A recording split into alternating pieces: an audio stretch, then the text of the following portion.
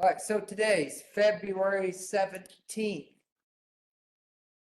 February 17th, I'm going to talk about a couple of announcements. I'm going to talk a little bit about GERS because my life is going to start being real not upended, but I'm going to be really busy really quickly.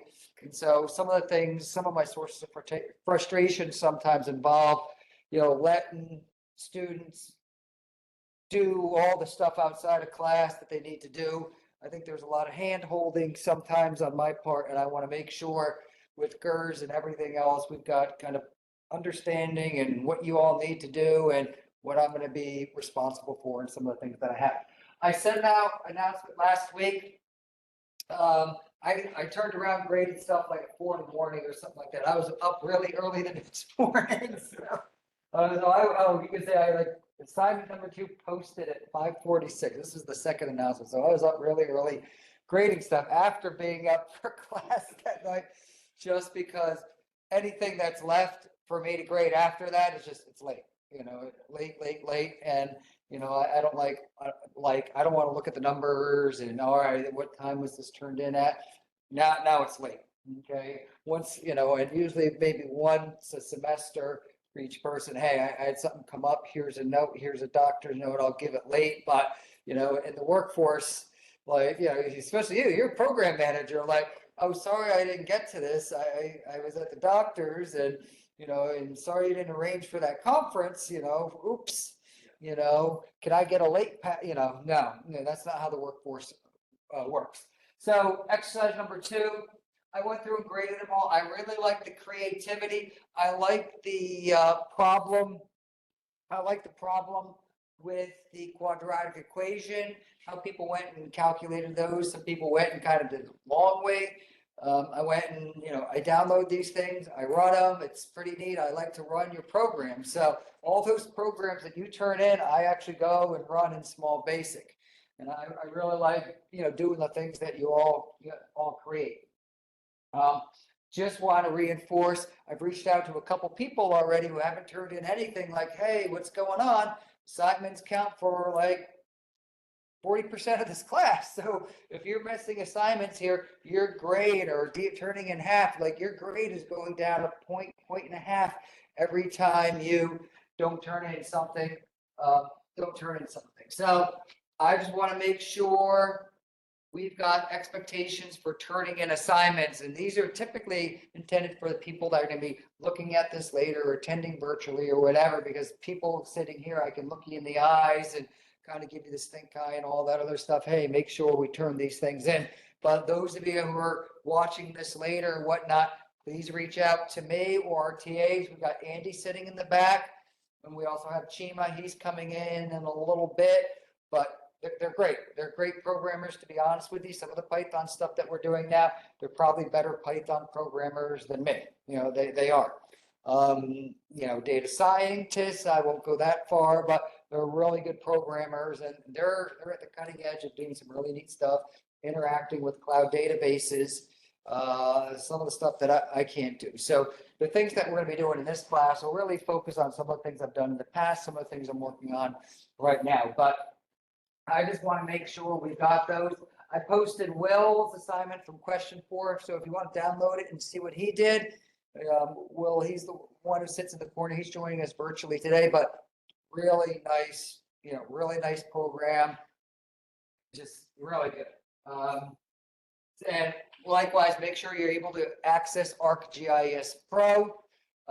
We have some certificate or authentication errors right now with ArcGIS Pro. IT is trying to work those out. EDU had the same problem with Esri. So you might have problems logging into ArcGIS Online here.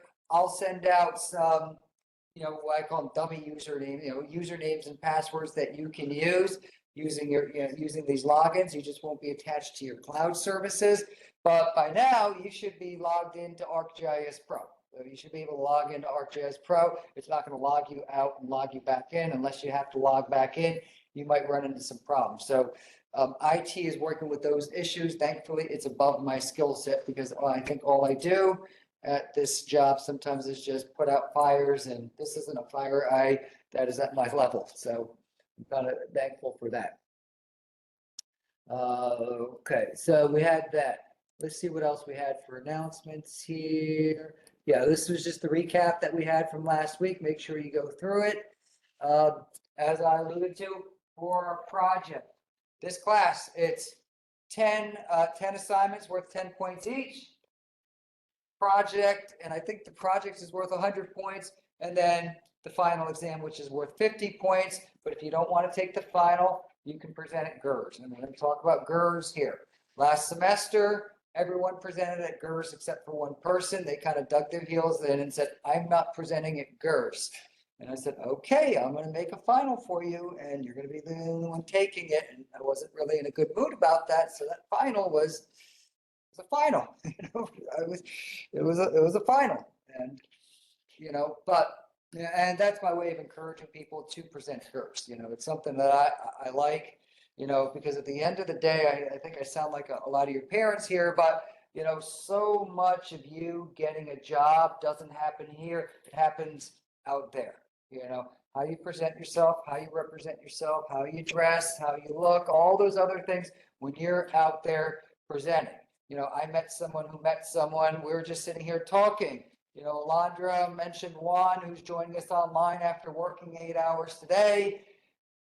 His job, his company's looking for new people. Maybe Alondra just got her new job, just started her new career.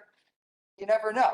It's not because of her grades or any of that other stuff. And she did really well in our program and all that other good stuff, but just the opportunity that, hey, someone's looking for a job at the right time. And so I really can't underestimate or understate the power of making connections with people, looking them in the eyes, and really facilitating, positive working relationships. Who cares about your grades? You just pass, get them, move on. How well you present yourself. So I think presenting at things like GERS, it's really good. Maybe you'll get an award, but you can put that GERS presentation in your resume. And so when you go and says, hey, someone said you're examining the spatial distribution of ulcerative colitis in North Carolina, tell me about that. And you can tell them all about that poster. You can provide a PDF of that poster that talks about, hey, where'd you get the data? What did you find? What were some of the challenges of this? And so you can really ad hoc or ad lib a lot of the things there that show what type of problem solver you are and what type of problem solver you are. And so to me, that's really, it's important. I can't, I can't underestimate or understate that as well. And I think a lot of people, and I deal with people a lot these days of varying personalities, and they think the, $82,000 work online job is just going to be sitting for you once you graduate. It's not.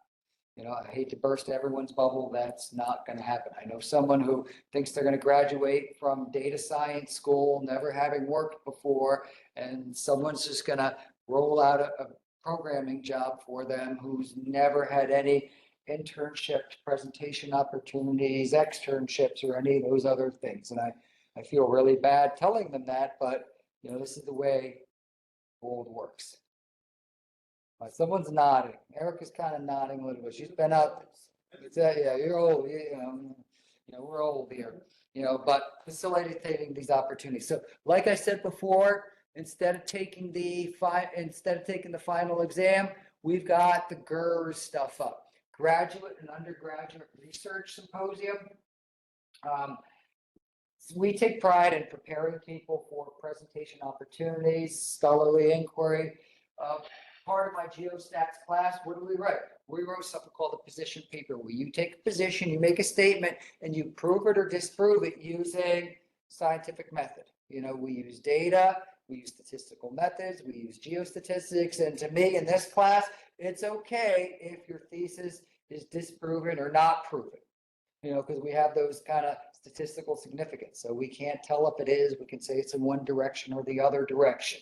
And in this class, it's perfectly okay, acceptable if you don't prove your hypothesis. I think we were working with Will recently about how do we measure distances with income and fire stations and all. Oh, maybe it was you, right?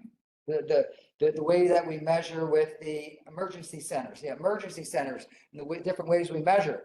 Sometimes they're close, sometimes they're far, sometimes it's in between, depending upon what method that we use. And as long as we describe sound research techniques to describe proximity or distance or whatever we're looking at, I think we can tell some powerful stories here.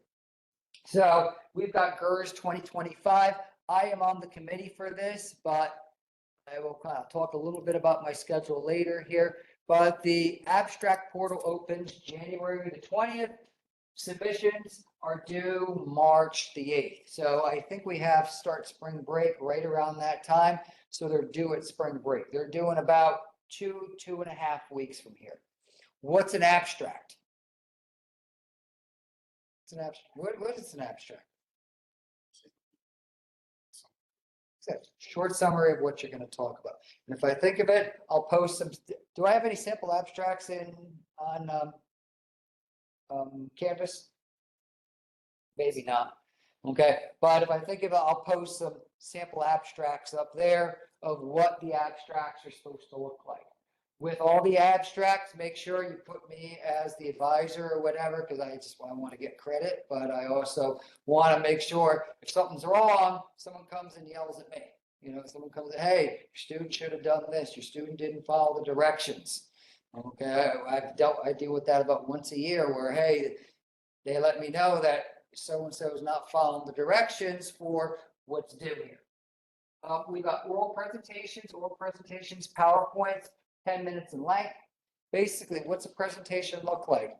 Introduction, data, methods, results, conclusions. And if you're doing 10 methods, I always like to organize these in PowerPoint. How many slides should you have in 10 minutes? What's a good number? Should I 3, 5, 17, 30? 10 minutes. Yeah, 10 minutes. What's a good number of slides? To me, I like to go 1 a minute. 1 a minute. So about 8, 9, or 10. 8, 9, or 10. So the first slide, hello. Second slide, introduction. Maybe a slide of lit review. What have other people done? And then we get right into the data. I get frustrated. And when I started this job a long time ago, I spent so much time in my presentations talking about why it's so important to explain to you all why my research is so great, instead of just me, hey, this is what's going on. This is the void. This is what I'm trying to do, all in one slide. And then we got to get into, hey, where do we get the data? People want to look at cool graphics. People want to look at nice maps. And we get into that. We have poster presentations. I don't think I have templates out there yet, but let me think. But if I go to modules here, I don't want to go everywhere here. So we got poster presentations. So there's a physical poster. You're going to print it out. The library's been printing those out. We have a poster printer over there. It's been hit or miss. I printed something out for New Year's and it seemed to work. David's, we had a little trouble and then it ended up working for us. But I did print one out for New Year's. And the funny thing is, on the front page of the NCCU webpage is the actual poster that I printed out using the thing. Okay. And so I have it in my office right there, but this was a couple of our students who presented at the Transportation Research Board meeting at the beginning of the year. And so we printed both of these out here and they seem to come out fine, but we'll talk about my schedule later and some of the challenges that come with that. So you can do a poster presentation, but the library will print those out for you for free as well. We have an abstract submission form. This is the abstract submission form. So you just click on it. This is what it looks like here. Make sure you read it. All abstracts, go next. Okay. And the thing about me is that I am going to trust here first author, second author, third author. If you're going to be presenting, I'm going to expect everyone to do something that's original to them. So multiple people shouldn't be teaming up to present something without my permission. Okay, so without my permission here. So we got a presenter, list of full names, and then faculty mentor name, and then it should have abstract. Okay, 200 words. Print ready, what's that mean? What's print ready mean? It must be ready to be printed. Must be ready to be printed, yes. Shouldn't have any errors because I'm on the abstract committee and I don't want to have to go and read it and I don't have to go and read it and edit it and all that other good stuff for the program. So they're basically going to take it from here, put it right into the program. So if it's got errors and all those other things, it's not the program committee's fault or Maureen's fault, it's your fault. And so that's why I want to kind of take a look at it before you submit it. Okay, about 200 words. Do we not count words in Word, Microsoft Word? Down at the bottom left, count the number of words. So it's got all this information right here. One of the things about me is I'm going to expect people to follow all of these guidelines here. And so come March 8th or March 9th, if you don't submit something and it's closed, then guess what? You'll just be taking the final. Because you know where I'm going to be March 9th? I'm going to be in Puerto Rico. I'm not going to be answering your emails during spring break while I'm in Puerto Rico. Just sorry, you know. Yep. You know, I'm not. And a lot of times I get stuff from people like, hey, I missed the deadline for the NCGIS. Cool. Sorry to hear that. What do you want me to do? Okay, so I really want people to take responsibility, take the volition here on doing these things, submitting these things here. Okay, Andy, you don't need to submit just because you're presenting at NCGIS. And anyone looking here, you don't necessarily need to submit if you're presenting at NCGIS. I don't know how many people here are presenting at NCGIS, but I volunteered Andy to present on my work at the North Carolina GIS conference. So he's going to do a really good job for me. Okay. Yeah, thank you. Okay, but I want you to highlight, some of the great things you're doing. Also, Andy's done some good things, and he's looking to kind of finish up next semester. Okay, but follow these deadlines here. Like I said, starting February 27th, I'm going to be at NCDOT. Week of spring break, I'm going to be in Puerto Rico. The week for a Geo conference. The week after that, I'm going to be at North Carolina GIS. And the week after that, I'm going to be at AEG in Detroit. And so, if you want to print out your poster with me, have it ready that Monday of research week. Otherwise, you're going to be on your own or do an oral presentation. And with these oral presentations, I'll volunteer up Chima and Andy that you can go and speak to them about just giving your presentation a dry run to make sure what it looks like. They're really good presenters. They presented multiple times. Probably Chima is a really great presenter as well. So hit them up if I'm not here about giving them a dry run for your presentation. Because this entire week, I'm not going to be here. I'm probably not even going to be here in GERS because I'm going to be at the AAG meeting out in Detroit. And that's the Association of American Geographers, which is a kind of a big nationwide meeting as well. And so, most of March, I'm not going to be around. So if you want to get an abstract, you want me to look at it, send it to me and we'll get a look-see. Okay. Just make sure you follow the directions. Okay. Make sure you follow the directions.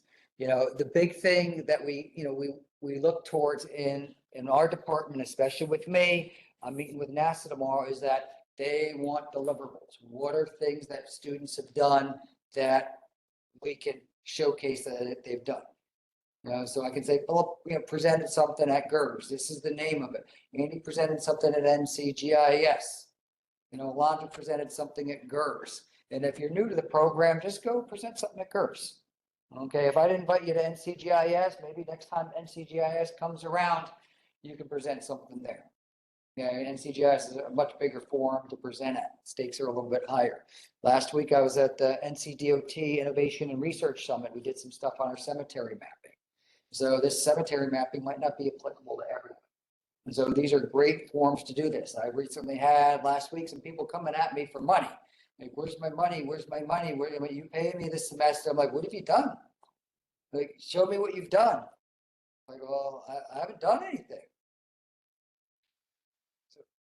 Sound like my kids, you know what I mean?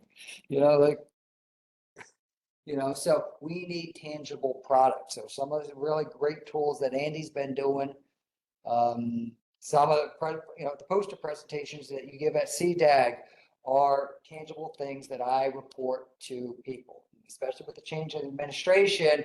They're going to want their credit. They're probably still going to give out lots of money for stuff, but they're going to want their credit. And we need to recognize, hey, we did these 20 presentations and we put the little blurb up there about where the funding came from. Okay, and that's non-negotiable. All right, so today we are going to talk about unit number 4. We're going to get into a little bit of Python programming here. I've got a link to something called Visual Code Studio. This is just a way that we can edit our data, but we're going to look at a couple different ways that we can edit Python code. I'm going to talk a little bit about Python, and then we're just going to open it up here. I've got 86 slides of Python. No, we're not going to look at all 86 slides because last week we talked about programming. What's the whole goal of a program? What's a program really do? What do we do when we do it? When you start typing in these little commands right there, what are you really doing? What's that? Giving instructions, automating processes. That's all we're doing. Automate processes. So you don't have to go and click and point and go to a little fine thingy and do this.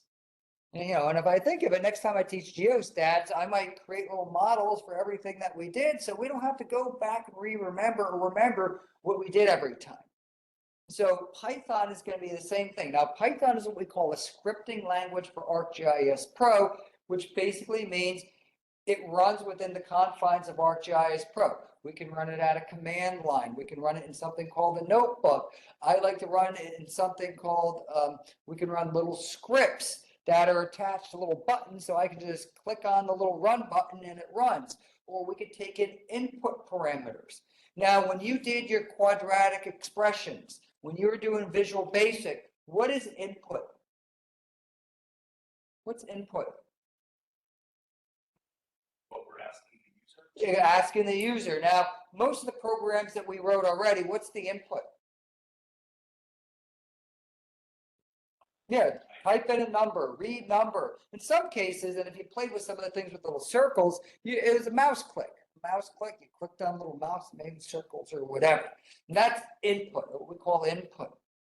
And so this input's going to be a little different. Now, this week, we're just going to look at numbers. You're going to count the number of factors and tell if something is prime or composite or whatever, but not doing Visual Basic. You're going to do it using Python. And then I've got a lot of the programming already kind of automated, so it interacts with our ArcGIS Pro. So we just got to put the little code in there and run it. And we can output it to a lot of different places. We can output it to a window. In this case, we're going to output it to our window or our processing window. So this is kind of a whistle-stop store to me. Google is always really good. Python is an interpretive language. Back in the day, or I'm sure they still have what we call compiled languages like C and C++, which need to be compiled to make sure it's able to run. And all they do is basically compute them or change, compile them into an executable file that runs, and we don't have to worry about that. Now, some of the advantages about Python is that it's got automatic memory, it's English, ease of programming, developing time. We have a lot of different modules. We're not going to talk about any of these modules here. We're just going to talk about kind of the basics. So input, output, how to interact with our ArcGIS Pro interface. By the end of today, we're going to look at a couple things where you're able to interact with the feature classes. So you can count the number of feature classes or count the number of features within each of the feature classes. So I'll give you those commands. And can you do an if-then statement to figure out which one has the most? Bet you can. If you did it in Visual Basic, you can do it here. Didn't we do this already? Type in one number, type in the other number. If one number is higher, then say number A is higher, first number is higher. So some of the disadvantages that it's slower than compiled languages. We're not going to notice these unless we start figuring out like prime factorizations of 200 billion or something like that. Multi-threading is very hard. There's really no one good language, but to me, Python is pretty, you can access Python using ArcGIS Pro, using notebooks, which we're going to look at today. You can access them using actual command line. We can convert or create brand new Python code from our models that we created in week number 1. And then we can look at editors like Jupyter, PyCharm, and then the one that I like is Visual Code Studio, but you just right mouse click edit, and then you can start editing code right there. I use Visual Code Studio as my default, but what we've got different versions. We've got Python 2, Python 3. I think now we're running Python 3, but we've got variables. What was an example of a variable that we had in Visual Basic or in Small Basic? Examples of variables. Name, type in A, type in B, type in C, discriminant. Now, the thing about those, when you typed in those numbers, were they numbers? Were they strings? What were they? Small Basic. Numbers. They were numbers. And we specified, hey, read number. Hey, read number. Okay? So if I just try typing in a H or an I or whatever, it didn't allow us to type it in. So we could do checks on those as well. Also, there's reserved keywords like and, continue, break. So likewise, if I can't have a variable called print in Small Basic because it's expecting the print command or whatever, print or write line or whatever we have there. It's dynamically typed, so the type of variable is derived from the value it's assigned. Meaning, if I give something a value of 2.3, it knows it's going to be a float. What's a float? What's that? Decimal number, exactly. Float or double precision. Or if I type in, x equals 2, it's going to assume that's an integer for now. Now, when I divide them, we're going to, result in a floating number. What's the difference between a float and an integer? Is there a difference? What's so special? Integers are whole numbers. Integers are for whole numbers. Whole numbers. And basically, when you start storing decimals in binary, in binary with ones and zeros, these decimals get really ugly really quickly, as opposed to numbers, which just want combinations of ones and zeros. And so it's just the amount of space that we're allocating in our memory to store and process these as well. And so we've got different types of variable types. We've got integers, floats, strings, Boolean, which is just 1 or 0 or true and false. These complex, we've got classes. We'll look at these a little bit here. And then we have something called the print function. Remember in math class, you had the little parentheses, right? Okay, parentheses. Those are our input parameters. So I can print integer variable, float variable, string variable. And you notice all the strings are surrounded by quotes. So anything with a quote is going to be a variable. And so a lot of times with our leading zeros, like your social security number or whatever, those are still going to be stored as strings. So if I type in like social security number equals 00325, if it's treating it as a number, it's going to get rid of those leading zeros, when in reality, we don't want to do that.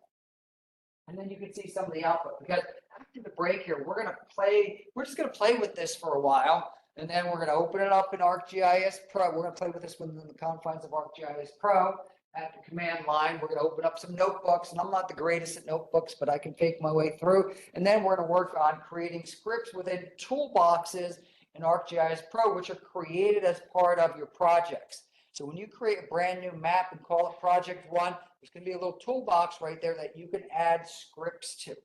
And these can be really easy ones that just run and print numbers or calculate whatever input parameters, or you can bring in feature classes or raster data sets, which have their own more complex set of properties or functions that you can do to those. And so we can create an integer, float, string, variable. You can print these to the screen. We can play around using different variable names or whatever. And so we're gonna do that after the break.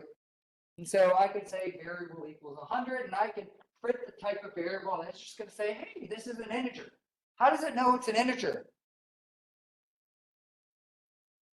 There's no quotes around it to say. No quotes, first of all, and there's no decimal. No decimal as well. So it's like, all right, you gave me 100. I could probably store it as a float, which takes up more memory, but it's 100, it's an integer. And so we can check the type of one of your variables. Now there's tons and tons of functions out there. And so what I know is probably like 1% of 1% of Python that does the stuff that I want to do. And for the next few weeks, we're going to kind of look at some of those things. We could look at shared rent. So we can see, oh, these are floats, these are integers. We can round some of these, or we can turn these into integers. So we have functions in purple. That means convert it to an integer. Convert it to an integer, which basically means it's going to truncate it. So we can print the type. We could do arithmetic operations like add, subtract, multiply, divide, or power. What was the power function in small basics? Does anyone remember? Math of power. Yep, nat.pow. And it took in two parameters. So 3 comma 2 was 3 to the second power, which was 9. Now this is just going to be 3 star star 2, which is same exact thing. Because remember, when I took the square root, you could probably do something like math.square root or math.pow. And when you take the square root, you just raise it to the 0.5 power, right? You know that now. So 3, 9 to the 1/2 power is equal to 3. So we can write a couple of operations using mathematical operations, print the results all around the screen. And we're going to do that in ArcGIS Pro after our break here. Because for this class, I really want to focus on just getting hands-on, and all the places where you can print maps and run queries, we can run Python code. Okay. Now the Python code we're going to play with today is just going to be stuff like this, like x equals 2, y equals 10, print x divided by y. So we've got these two integers which make a brand new float. Now remember, this equal to sign doesn't really mean equal to, it means assign values. And so when we start to do some comparisons, you might see two equal to signs next to each other, and that means if x is equal to 2. And so here in Python, it differentiates between the single operation of assignment variables, because 2 equals x and x equals 2 mean two different things. Remember in math class, like x equals 5, 5 equals x, 3 plus 2 equals 5 is the same as 5 equals 3 plus 2. They called it the commutative property. Commutative property doesn't work in computer science because these are assignments. Equal to is assignment. Other things that we can do increments. So x equals x plus 1. What did we do that for? We did that for counters, right? Hey, count the number of factors that 45 has. All right, 1, yes, 2, no, 3, yes, 4, no, 5, yes, 6, no, 7, no, 8, no, 9, no, or 9, yes, and we went through and counted those up. So we called some variable called like num factors equals num factors plus 1. Or we could say num factors plus equals 1. In C, it used to be num factors plus, if I remember right. I'm trying to remember my C and Java and all that other stuff from a while ago. And so we can increment these by 1 or by y or whatever we want. Me personally, I just like to write these out. So someone coming back later or me coming back later, I can actually say, all right, I remember what I was doing there. We also have some Boolean operators. So we can have our ands, ors, nots.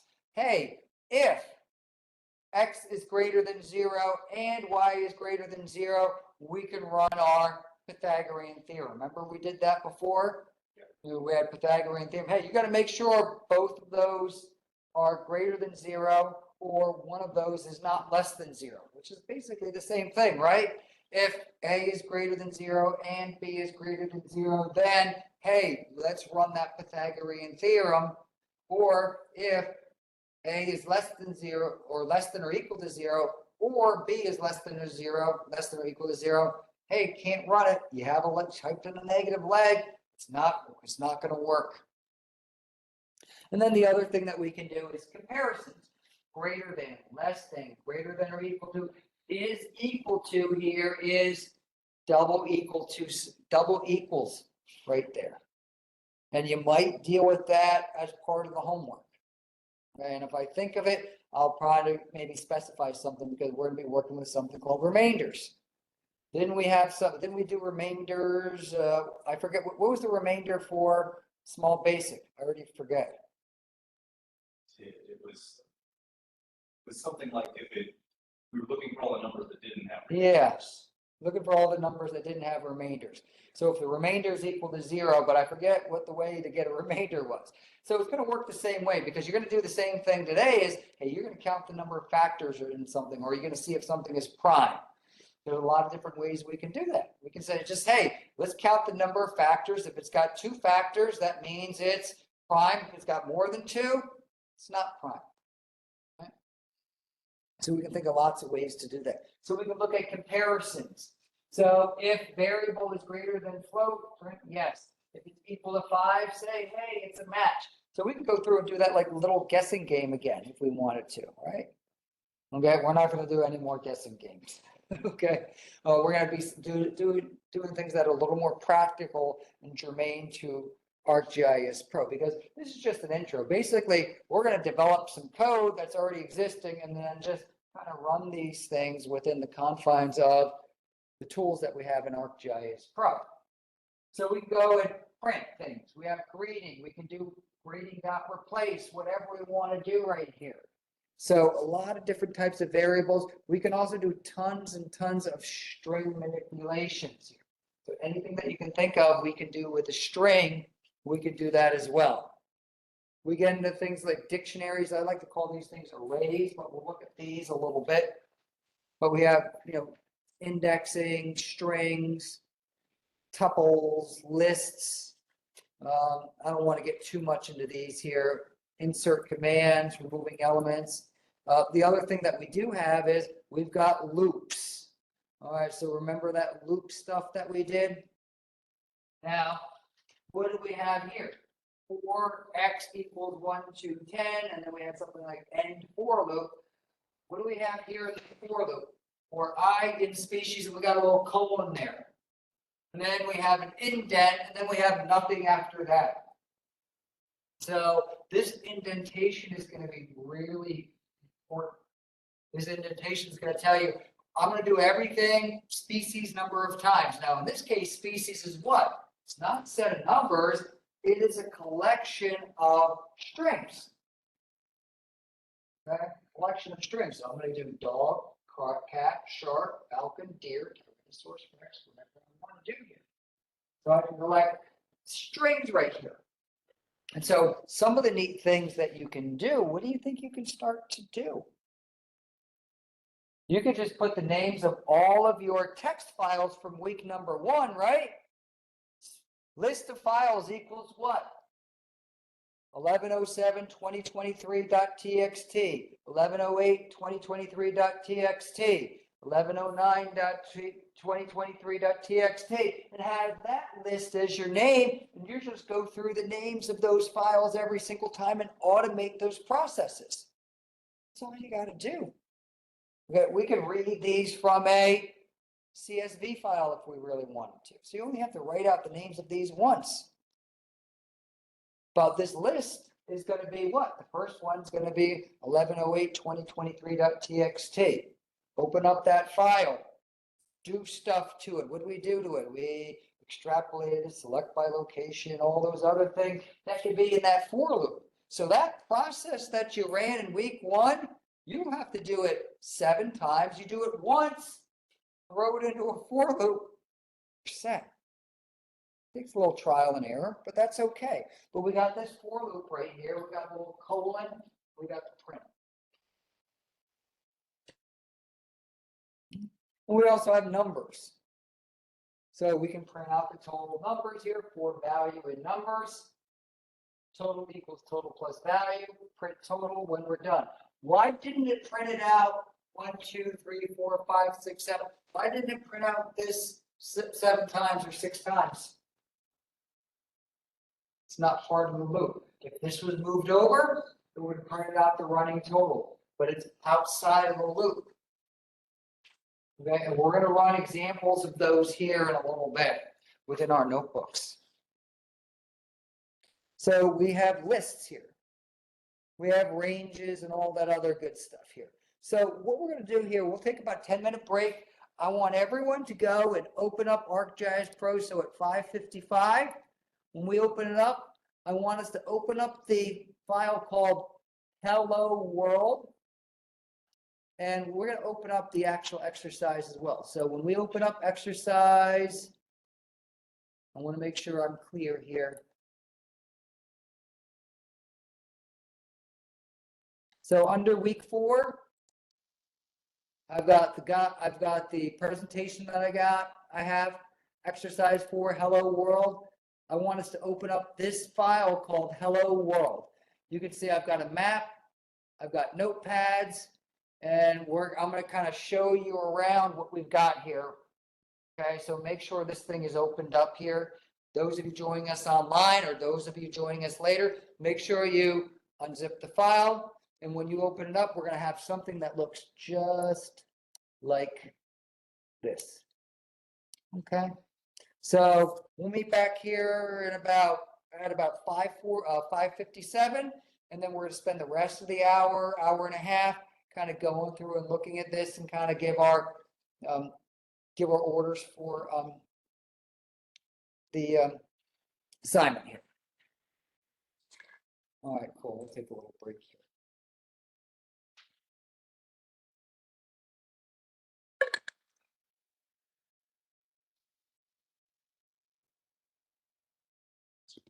Yeah, of course. What I did at CDAC last time? Yeah. Okay, that'd be great. Yeah.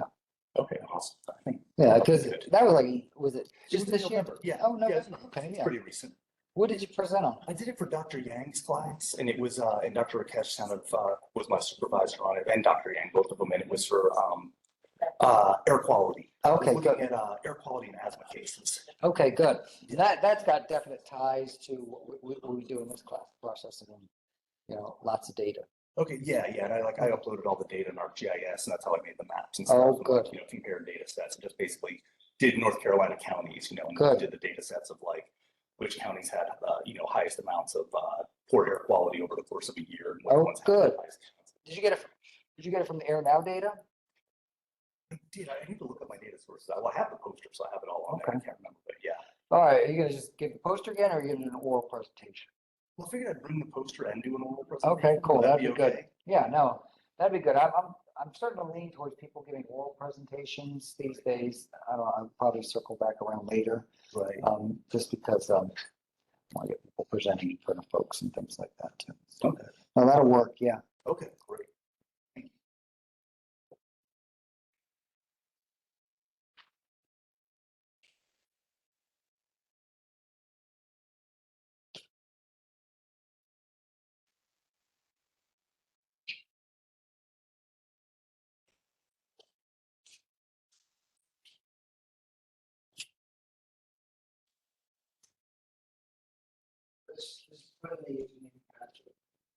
Oh, yeah, I actually got it. Okay, good.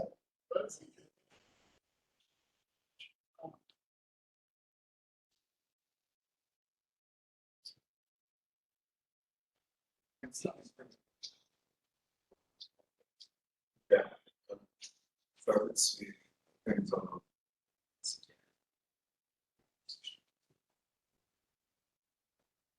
I think stuff we're doing. That's from the. Let's have at least one presentation, just maybe something at CCIP, what it does. Any question?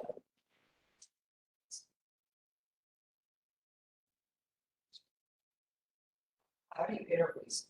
Like, you just run the code, what do you? I know. Oh, yeah, just- So I mentioned at some point.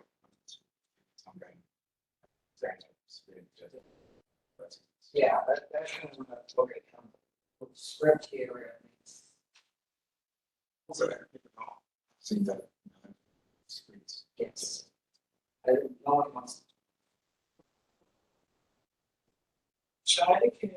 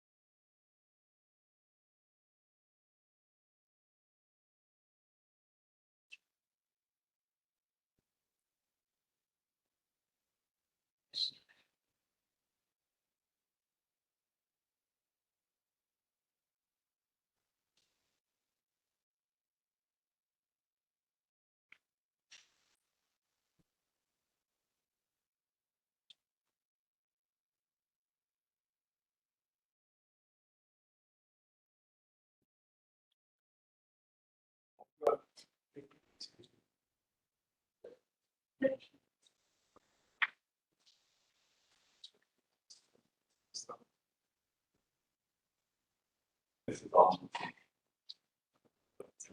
I was just at a season.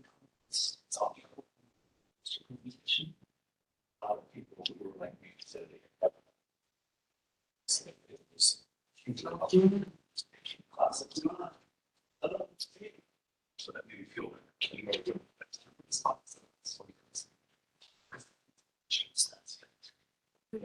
Yeah. So this That's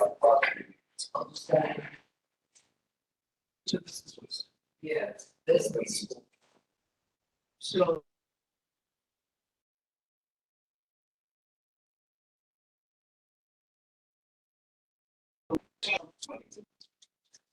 it is good. This the options.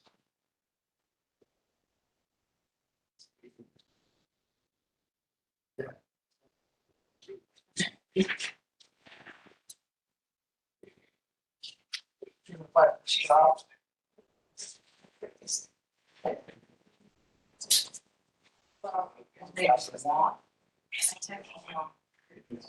Okay, let them know, like, hey, it's the laundry, I saw you in Flash, just let you know, I applied. Okay, good. So how much?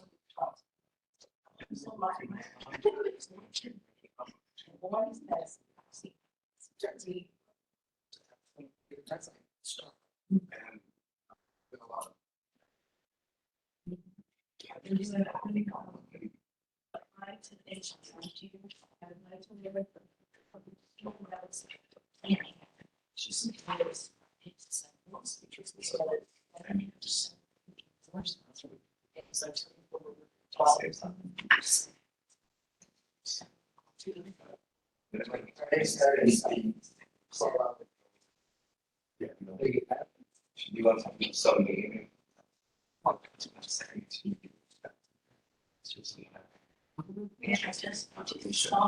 Thank you. So taxes look like.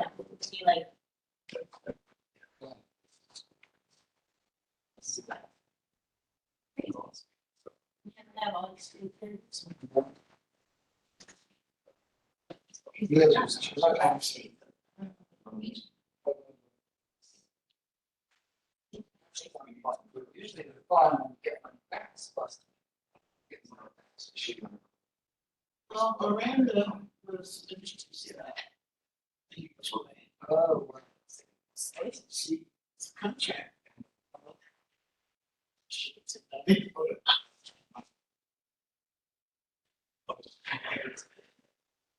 Just need a list of. Yeah. Take. Yeah. Yeah, oh, yeah. Those bomb songs are good because they take out so much. And it looks like it's still not, I got. So, this is where, So it's like.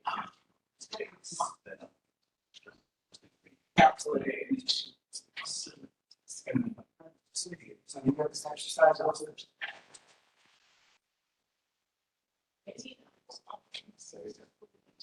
Yeah. I just make sure these folks have everything right. Studio, but I'm gonna show everyone where it is. All right, we're back here, 5:58. We are gonna start doing some Python programming here. All right, so some of the things we have, when we open up ArcGIS Pro, most of the time in Geostats, we live up here in analysis, and we live in the table of contents, and we right mouse click and all that other good stuff. Now, other things we have, I can click on the view button, map, analysis, view, and I have something here called Python window. Okay, I can go to view, view, Python window. And what you have is this little window down here that goes and executes Python code. Does everyone have it here? You got it, Alondra? Philip, I'm sure you got it. View.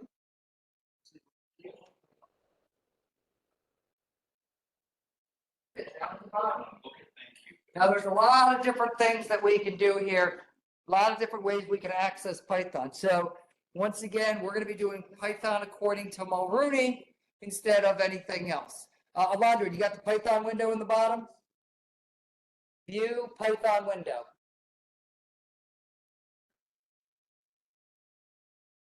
Now, what we got here, this little blinking cursor here has commands that we can type in. So I can say A equals 5. B equals 8.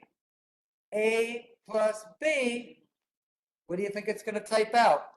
14. Okay, so we're looking down at the bottom right here. So I just created a variable called A, variable called B. I went and added them up, and what do you think printed out? It's 14 here. Okay, get on closer. Good job. You got it? Great. Yes, sir. Okay, good. we have the print statement here. So print. The value is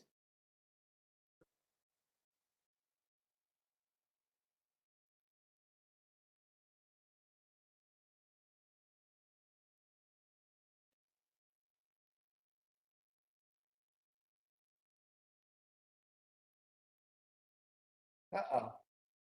What did I do here? What's it yelling at me? Can't do stuff. Hey, it's outside the quote. You got the value is quote. But you have to put A and B inside the Yeah, quote or not. I gotta do, and Okay. it's Well, Python gets really fickle about you printing out strings. So right now, if I were to say Oh, print, first get out of the caps lock, but if I were to print, yeah, it's caps lock. That's what I'm saying. yeah, hi mom. It's in quotes, right? What does it print out? Prints out hi mom because it's all in quotes, right? But what if I were to type out print, hey, well, it's going to print 6. All right, let's print out A plus B. That's going to print out 14. Let's try putting them together. Print sum is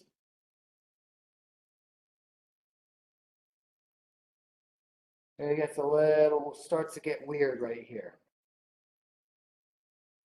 Now we have a function here called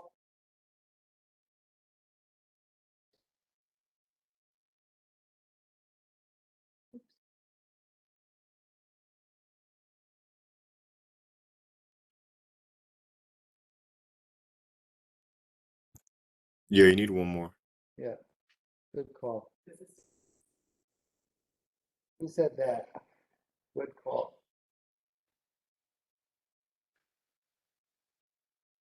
And I got another function here. Watch this, and I'm going to put this in Word for everyone.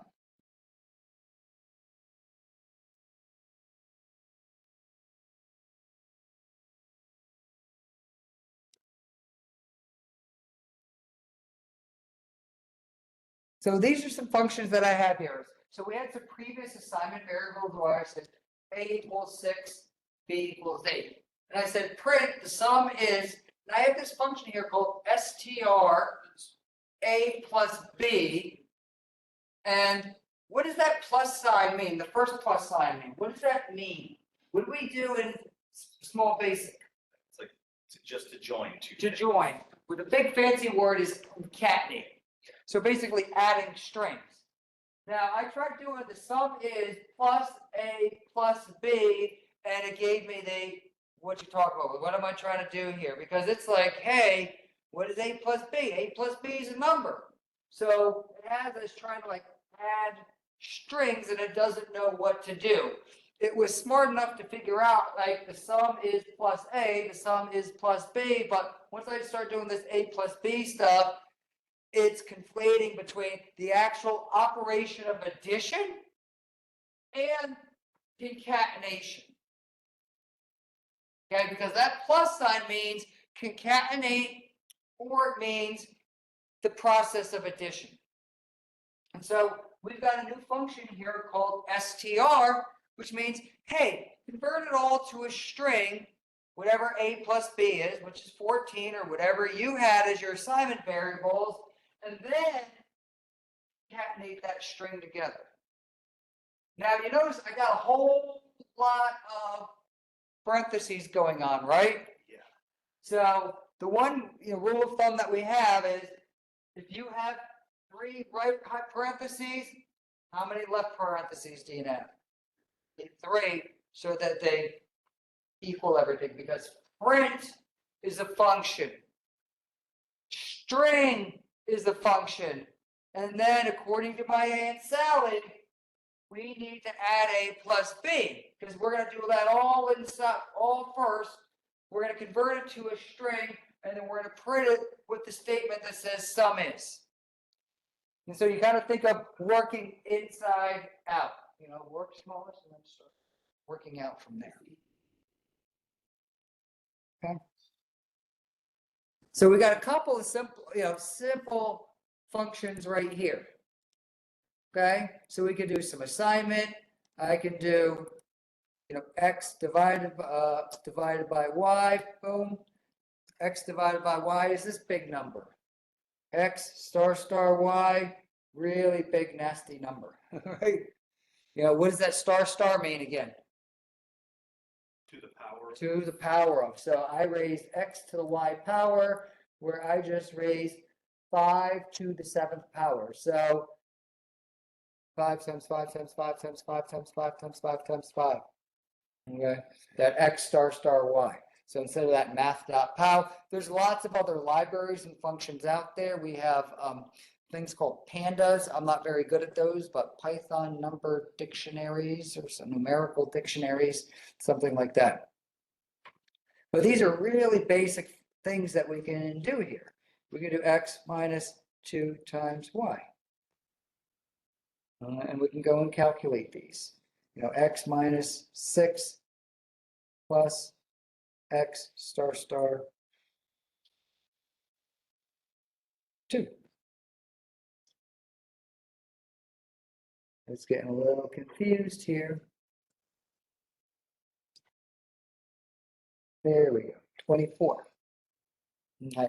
Now, this seems like kid stuff for now, but we're going to open up these things called notebooks where we're going to look at some for loops, and then we're going to start to interact with ArcGIS Pro, because I went and created a whole bunch of scripts in support of this class, and then we're going to type in this really fancy code that, well, we're not going to type it in. Computer's going to generate for us so that by the end of class day, we can take in input parameters. Now today, we're just going to run some basic functions, because you notice I got a bunch of feature classes over there in the table of contents. And then these input parameters could be numbers that we type in.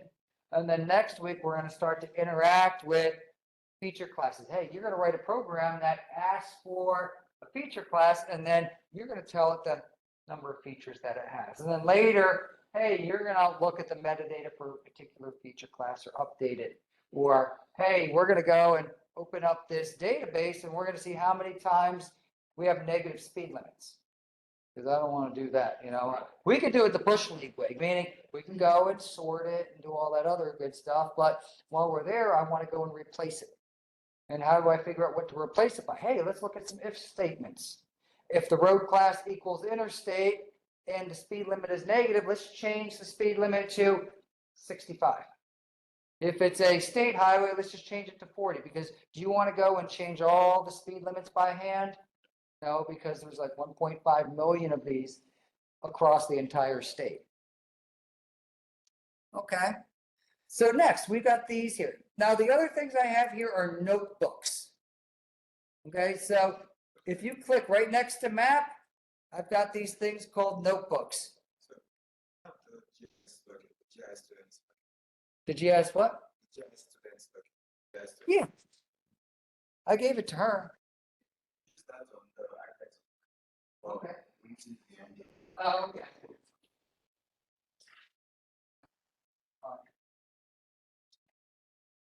Yeah, I'll send it out there. I just gave it.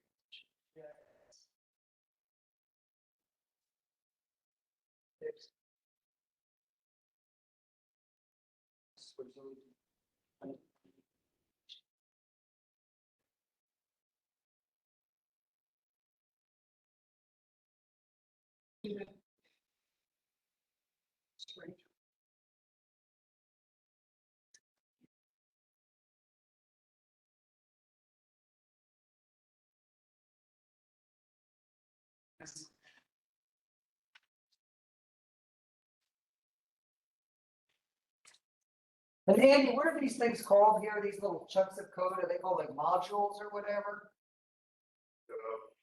Yeah, these little boxes. What's that? Cells. Okay. And so when we open up this notebook, we've got these little cells. To me, they're just like little chunks of code that you can click on. And up at the top, you can just click run. Now, a lot of times with these, you put in code, you run this section of code, put another set of code, you run it, put another section of code and run it. Because Andy and Sarah, who's a PhD student over at ECU, created this gigantic program. How many lines was it? A couple hundred? Maybe more. Yes, This is our new program, but a couple hundred, and I assume you did it in notebook, so you just ran it a certain distance, made sure it ran. Yes, I think notebook made it the same time. You guys speak, people would have to see. So it's, Okay, as you go along, it's you. Say, other platform. It's on. yes. Get results out there. Okay. These notebooks are really good for beginners because, like Andy said, you can run little cells or little sections of code, get the output, and then run the next section, run the next section. So it's kind of like these print statements that I use where, hey, we got to this particular location right here and it works. And so you can see the first cell that I put up at the top, x equals 2.3, y equals -6.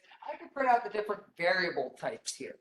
Yours may be a little different because I was playing with this before class, but up at the top right here, I can click on this and just click run. And you can see exactly what it gives me here. Okay. And I can change this, so I can say, print x instead of x minus y, x times y. And you can see this blue box. This blue box basically shows you where you are next. So you can run that section of code, that section of code, that section of code. So I'm going to click on this first section of code, this first cell. I have x equals 2.34, y equals -6. And I can raise these to different powers. What happens when you raise something to the -6th power? It's like the 6th root of it. Ugh, yuck. Okay.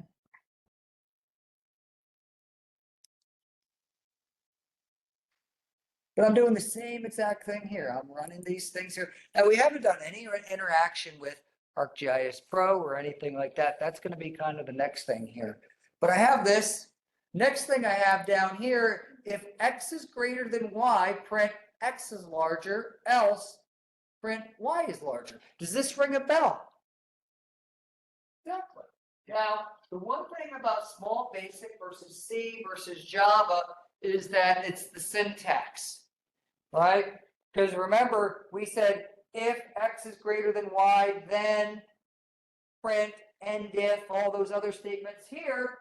Where's the end if for this if statement in cell number 2? Is there an end if? No. No. So where is it? Nowhere.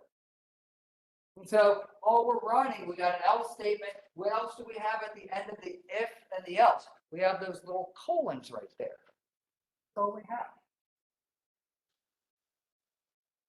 Okay. We have all these little colons right there. Okay. So if x is greater than y, what's this going to do? Okay, so this is going to say x is greater than or y is greater than. Okay, and I'm going to run this. Run it. It's going to say that y is greater. You know what I'm going to do? I'm going to change this to 1. I got to run this one first. And I'm going to run this one again. Now x is larger, right? You see how it changed from x to y because I changed the value of x. Now I had to go up and run that first cell to say, hey, you changed x and y. I'm going to rerun that code. And then I also change that, x to the star or x to the y power. In this case, just 2.34 to the first power. Okay. Now watch this. Let me try something tricky here. Print.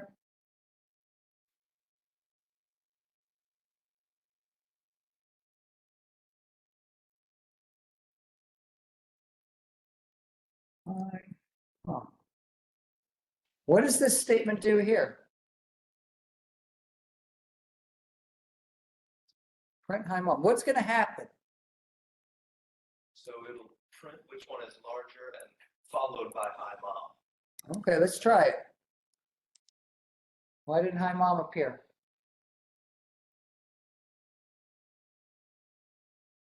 Because it's within the scope of the else statement. Exactly. It's within the scope of the else statement. So the one thing about Python, which is really important, is that tabbing is important. The indentation. The indentation. Yeah. So when we have a tab there, it's saying that hi mom is contingent on that else statement, which isn't true because X is larger than Y. Okay, which says X is larger than Y. Now, if I made Y a 8, I'm going to run the first set of code again, run it. Now we say Y is larger. Now, just for the heck of it, I'm going to unindent it.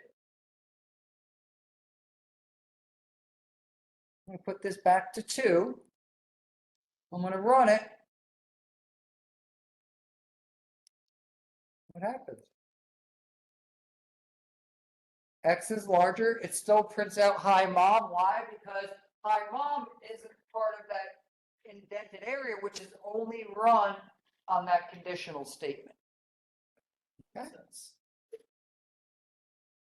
Okay, so now we have some assignment. Now we have an if statement. Next, and I've got just a few examples that I've put here. If I think of it, I'll just save these. If I don't think of it, someone remind me. But these are just some things that I was playing with where that now I've got a for statement. For X in range 0, 3. What do you think that says? Number between 0 and 3. Yeah, number of 3. So it's going to start at 0. We're going to go to 1.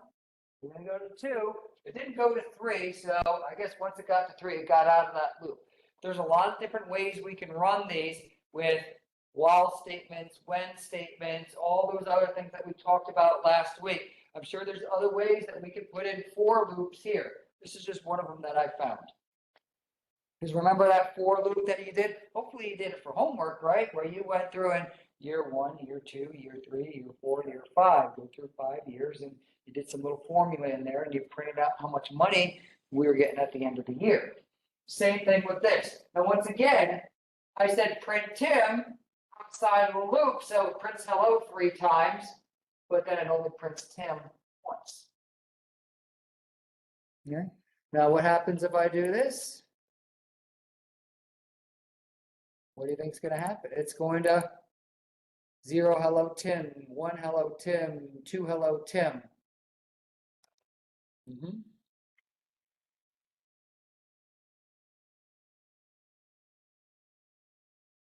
Go and run it here.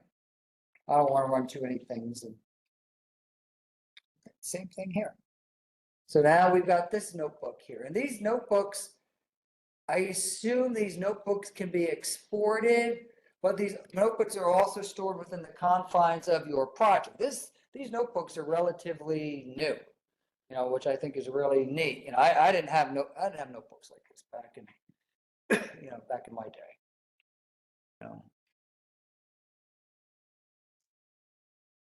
All right, Juan, you have a question? Or you have something to add? No, Okay. just something to add. I know you like VS Code. Within VS Code, when you create your environment, you can clone your environment, your RGS Pro environment, and you can directly work from VS Okay. Code. So that's also nice. That'll be good. Yeah, I'm going to lean on folks like Andy or Chima or Juan who probably do this more than I do on an everyday basis. So, yeah, I'm just kind of throwing out some ideas here, exposing some people to some of the entry stuff. And then some of the tools we're going to be looking at in a second, the interaction with ArcGIS Pro will be, hopefully something a little new here. Last thing we have is now instead we have these things called arrays or lists. And these lists basically are S equals this is an array or this is a list. And now we have a loop for I in S, which is that list. So instead of it being like a number like 1, 2, 3, 4, 5, it's what? This is an array. So what do you think this is going to do? We're going to run, and maybe I'll put another one right here just to show that I know what I'm talking about. 6. Run it, and look what we have here. So I have 4 separate strings. And so now, like I said before, is that you have a file called 1107.2023.txt, 1108, 2023.txt, 1109, 2023.txt. You can put that into a list and then just open up the file, open up the name of the file, and start running all the stuff you did in week 1 to it. That's all you got to do. Really simple isn't the right word, but you know what I would do? I would make a list of 2, go through and run it. List of 3, make sure it runs. Make a list of 4, make sure it runs. So you'll have all that output sitting right there. Now you might need to automate the cutting and pasting and all that other stuff, which might take too much time, but at least you'll have 7 different files generated instead of you going through and doing it each time. But now these lists don't consist of numbers that have values. These lists consist of strings or other things that you can put in there. And these could be numbers like 1, 5, 7, 9, 13, or whatever. There's tons of examples that we have here. In the resources down at the bottom, I've got a couple of books sitting there.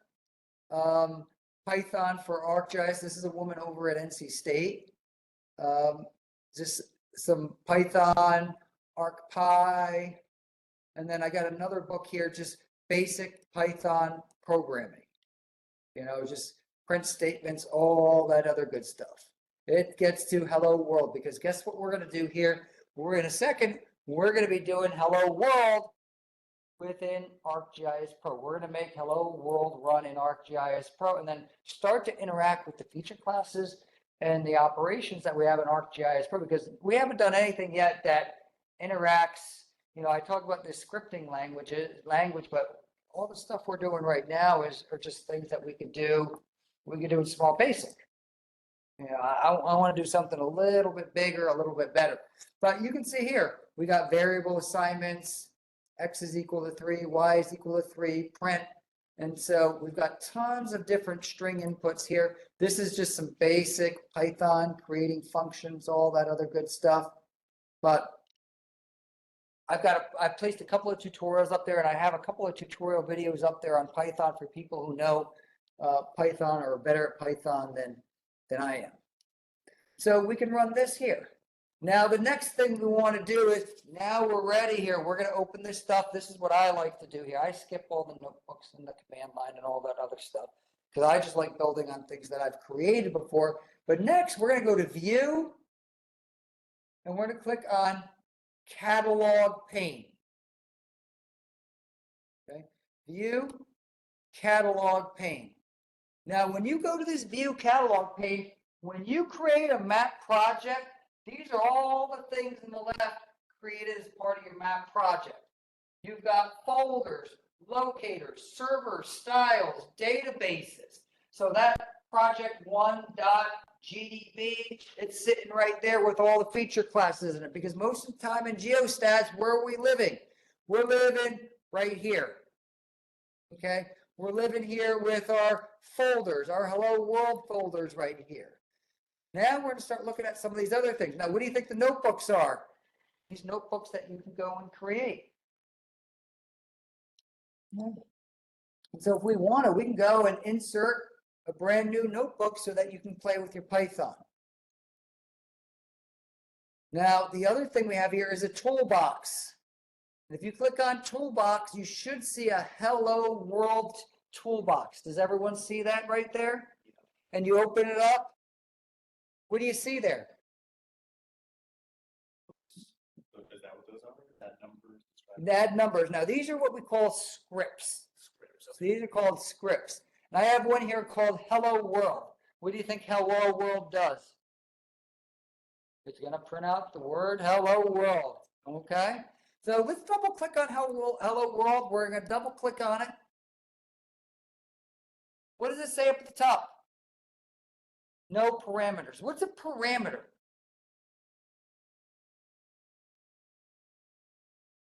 It's the pieces you're going to be putting into it. Pieces that you're going to put in to run it. If we're just printing out Hello World, we need to type in anything? No. Like the power function, math.power, it needs a number and it needs a power. Here, we don't need anything.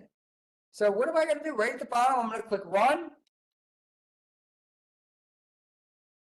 And then I'm gonna open up, what do I have here? It says it took 0.53 seconds to run. I'm gonna look at a little message that it gave me. What's the little message say? Hello world. So this little output window I have right there. Be able to see it? Click on message. There we go. I see. See the hello world? Yep. Now there's lots of different outputs for these here. Lots of different outputs that I can use. All right, did you get it, Alondra? Okay, it's pretty cool. Now this is our first program. Now let's right mouse click on Hello World. What are all the different things that we can do on Hello World? We can view the metadata, edit the metadata, batch it, cut it, copy it. One of the things what we're going to do is we're going to click on edit. Click on that edit button, and now we can see where the code comes from, the actual code there. So right mouse click on edit, and you're going to get an editor. Your editor might be a little bit different.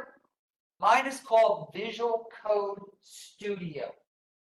Okay, so I have a link to that, and at the end of class, I'll post a link, or I'll show you where it is so that you can install it on your own computer. Because I like this little studio because it tells me, it gives me the line and the column.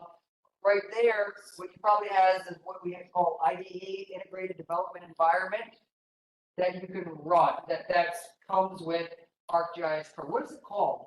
It's not called by Charm. What's the IDE that comes with ArcGIS Pro? Yeah. Yeah, some ArcGIS script, like a notebook thing that it comes with. Yeah, mine says it shows a line and a column at the bottom, but not the other stuff, not the spacers. Okay. Now, what is the command that I have to print out that message? To print out hello world, what is the actual? No, Ron, what do you see up here? ArcPy dot add message. So this is a little bit different. So this is the program that I wrote. Now, to be honest with you, I'm not really smart enough to write all that other stuff. So when you create a brand new script, which we're going to do here in a second, it generates all that other stuff. All you need to do is type in what we have right there. So ArcPy.add message, hello world. What do you think would happen if I went and typed in hi, oh, and click the little save button? And I'm going to X out of it. I'm going to run it again.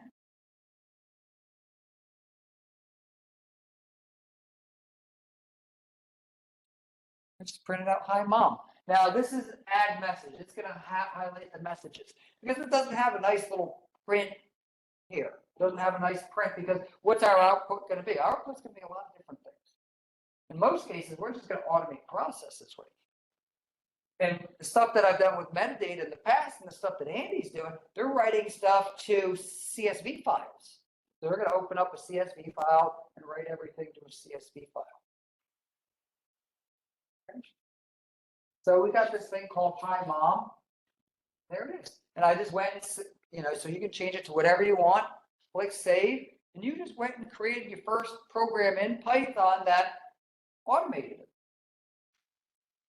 Now, while we're doing that, I want us to unpack, or I want me to unpack what we're actually looking at here.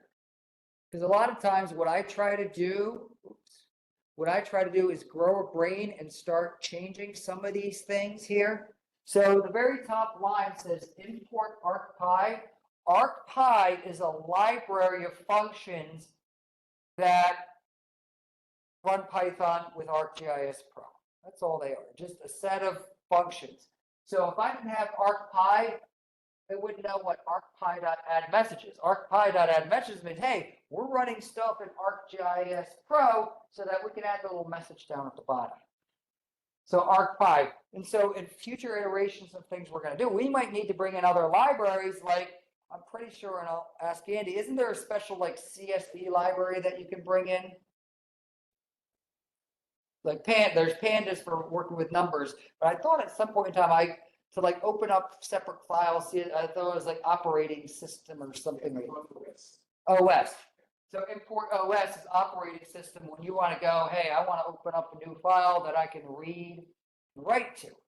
You know, because I open it up, I write to it, and then I read from it, and then I save it, and then I close it. Think about all the things that you need to automate.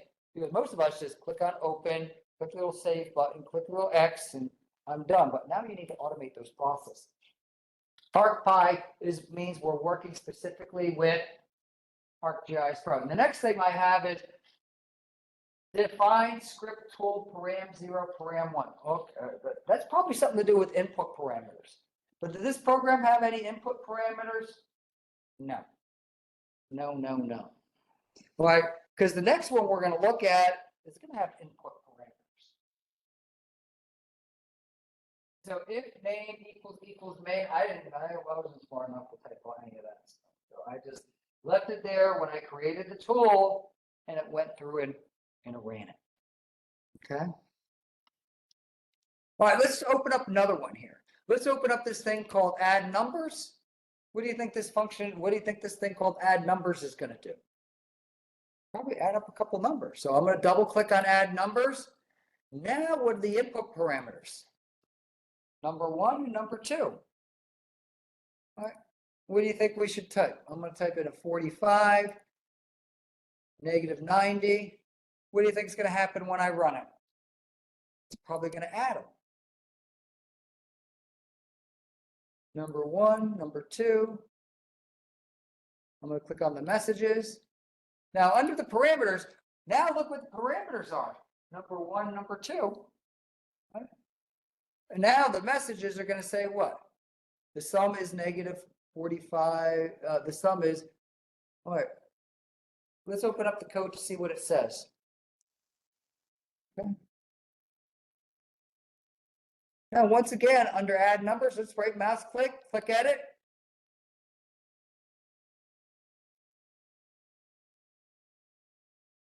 What do we have here now?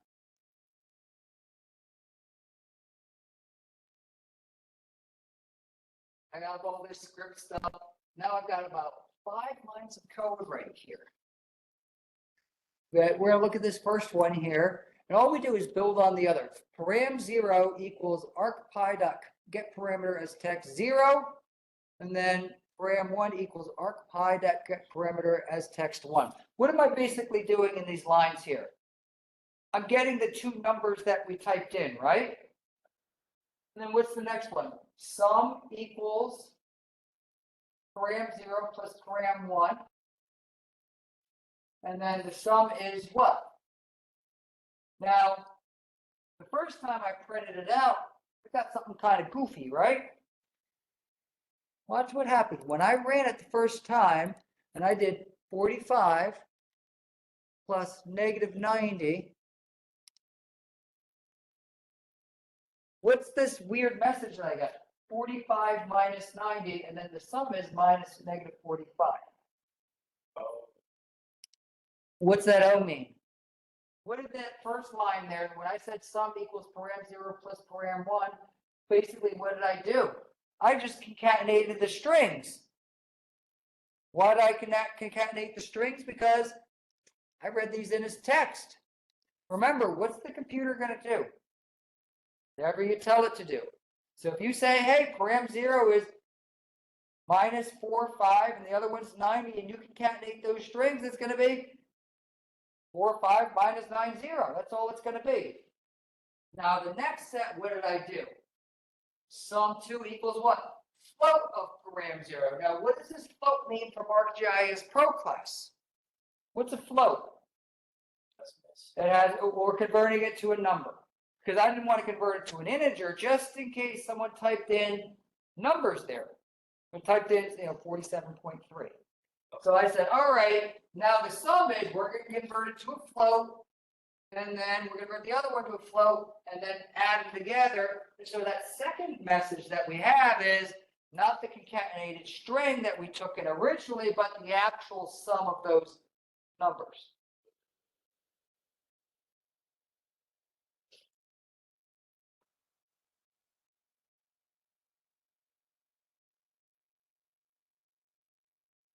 Now, What if I wanted to add a third number to this set of code here? Who wants to add a third set? I know no one wants to, but I do. That's all that counts. No. Now I can right mouse click. I click on properties. Now, when I click on properties, I have something here called parameters. What are the parameters called? Number 1, number 2. I can add another one called number 3, number 4, number 5, and it'll make that little text box. Now, under data type, what do I have? String. Now, if I were to go to this drop down, look at all the different data types that I have here under properties. I don't know what most of these actually do. Because you know where I work in feature classes here. So, hey, you can only pick a feature class. This is a double precision. I assume I have one here for floats. Nope, I don't have one here for floats. I have one here for texts. Random number generator, raster catalogs, text files, voxel layer. I don't even know what a voxel layer is, to be honest with you. Workspaces, we know what workspaces. WMS layer, what's that? Web map service layer. So you can think about all the different input parameters that you can take in. You know, so if I really want to, hey, I can call this thing number 3. It's going to be number 3. And I run it. Now I can type in 3 numbers, 56, 42, 2.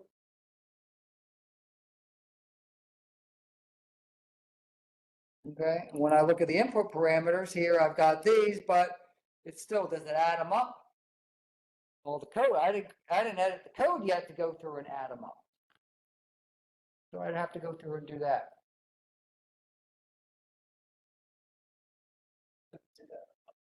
No, it added up the first 2.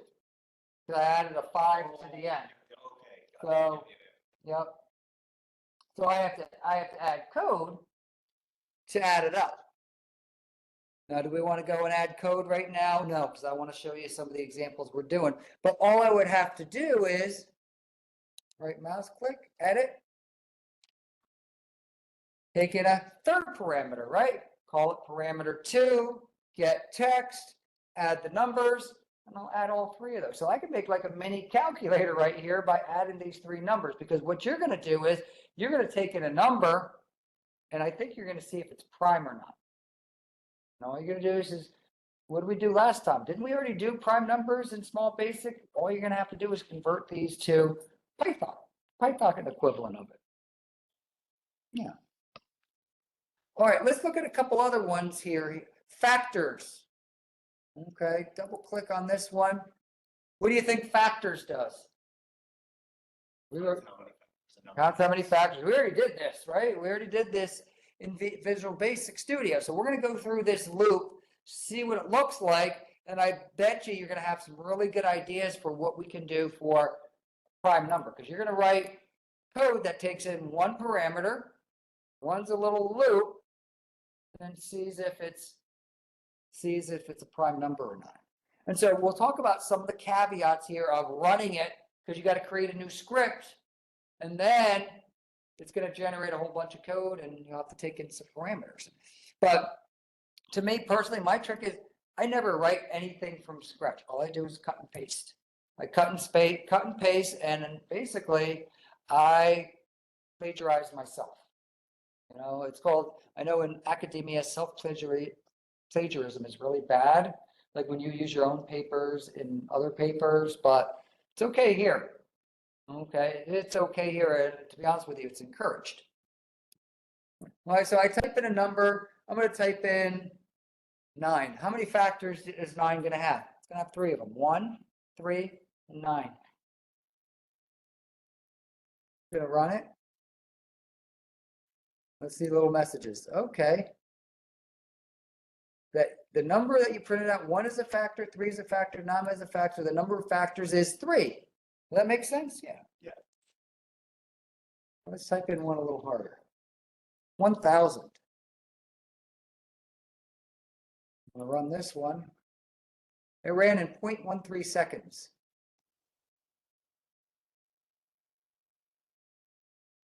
16 factors. All right, cool. Let me type in 1,000,000. Hope I don't crash my computer. Look at that. Ran in 0.44 seconds, but look at all of the factors that it has here. 64 or 49 factors, just like that. And so you can see Python runs a little bit faster than small basic, right? Remember when we were getting up to 1,000,000, it's like, I gotta think here. Yeah. Gotta think. Now let's see what the code is that we did to run this. So under factors, I'm gonna right mouse click and I'm gonna click edit. And I've got Visual Code Studio. Okay, Visual Code Studio. Now, everything in green next to the little hashtag are quotes or comments that I'm telling you what I'm doing here. So there's really not a lot of code here. First line is auto-generated. So the first thing we have is param0 equals argpy.getParameter. That basically means whatever you typed in, that's in the variable called param0. And while we're there, we're going to make it called number. Number equals int param0. All we're doing is converting that text to a number.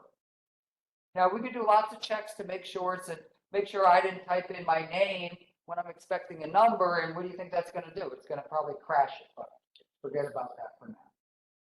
All right, so I did argpy.addMessage. It says the number that you printed out was blank. Now what are we going to do? For I equals range 1 to number plus 1. So all we're going to go through is we're going to go through 1,001 times because I want to make sure I include 1,000. Remainder equals number percent I. That's just a fancy way of saying what? Remainder. So in Python, that's called the modulo or modulus. Has anyone heard that term before? I think Andy has, right? The modulo function. Modulus, yeah. So that percent is just remainder. Does it matter what the remainder is? No. It could be 5, 17, whatever. All I look for is what? If the remainder is equal to 0. Now, why do I have 2 equal to signs there? So it actually means equals rather Exactly. than assignment. Assignment. So it's a comparison with a little colon there, and then everything else I do here, I say, hey, if the remainder is equal to 0, you did 1,000 divided by 50, I got 2, remainder 0, I'm gonna activate this set of code here that's indented, say, hey, argpy.addMessage, string, whatever I is, so 1, 2, 4, 5, whatever number we're at here in our loop is a factor. And then while I'm there, I'm going to say count plus equals 1, meaning, hey, whatever the number of factors was 0 before, add 1 to it. If you're at 3 factors, now you're at 4 factors. If you're at 7, you're at 8. And then what do? I go through and do this loop here. Then when I'm done, when I get out of the loop, at the bottom, I print out the number of factors is what? What would happen if I indented this? Summary. It would print out the number of factors is blank every time I went through the loop. Oh, Right? right. It's kind of funny. It'd be part of the force. It'd be part of that for state. Gotcha. Part of the for state. So in Python, the indenting is really important. Okay, just one little indent, and you're getting now. That's a good error to make. So I really only wrote about a few lines of code. The only really tricky one was that param equals argpy.getParameter as text, and the rest is all kind of stuff that we've already done in Small basic. It just looks a little different because we're doing it in Python. So if we want to, what I'm going to do, how about we start one of the homework problems here? We'll start one and then we'll talk about the next one here. Hey, let's start the program where, so you've got to do 3 programs. One of them is going to be Python for everyone in Esri, but we're going to write a program that is find a, type in a number and see if it's a prime number. Let's start doing this right now. So now, under Hello World, we're going to right mouse click and we're going to create a brand new script. Brand new script. What do you want it the name to be? Let's call it Prime Number Finder. Prime Number Finder.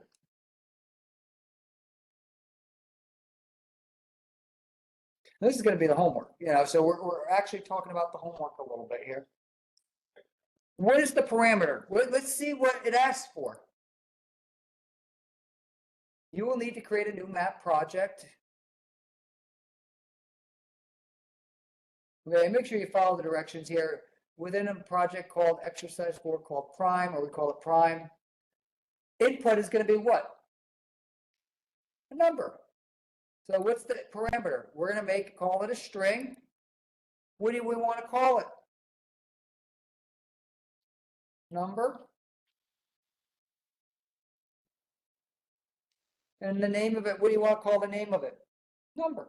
What's the number Philip's going to type in? 12. You're going to type in 16. I'm going to type in 47. Depends. So this is what we mean by variable. So now look what I have here. Oops. Edit this here. Sorry. Oops. Sorry. I hate saying oops because it sounds like I'm doing so. Check. Right, mouse click, properties, general. I better call this prime. So number finder. There we go. I don't want to call everything script. You know what I mean? Yeah. All right. So now, when I click edit, I have not typed in anything yet, but guess. I've not typed in anything yet, but guess what? I already got code sitting here. I already got code sitting right here.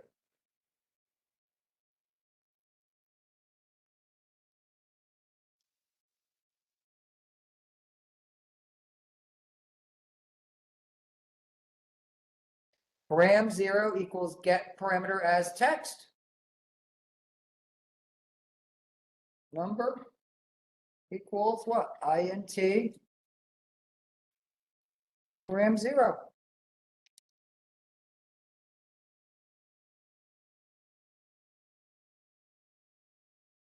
Now, what am I doing? I'm typing in arcpy, and what's it doing for me while I type in arcpy? It's auto-completing it for me.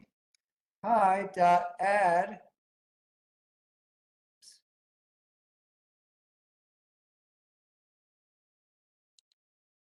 just for the heck of it.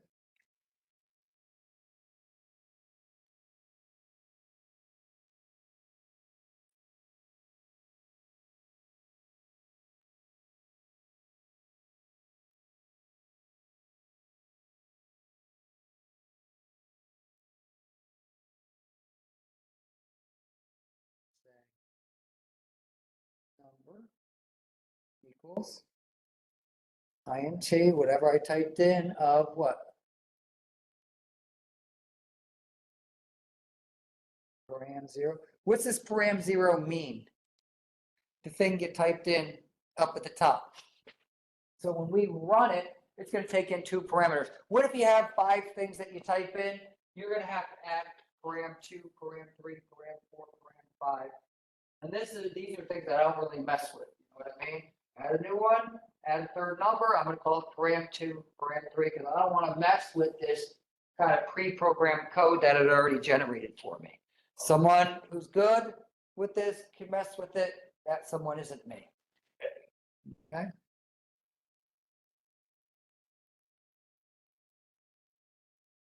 And just for the heck of it, the number you typed in is what? String of what?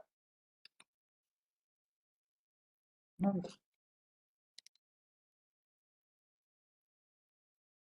Let me just try running this. 45.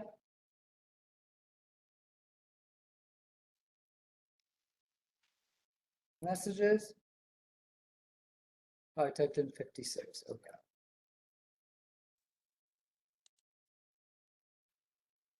Now, I'm going to leave it for a minute here for everyone joining us online or joining us later to look at. But from here, what have we done? We wrote a program. User inputs a number. We didn't do any checks. We'll worry about the checks later, like, hey, you should have typed in a number. Okay, if is num, there's lots of checks for those. We change it to an integer from a text, and we printed out what it is. Now, what's your job going to be?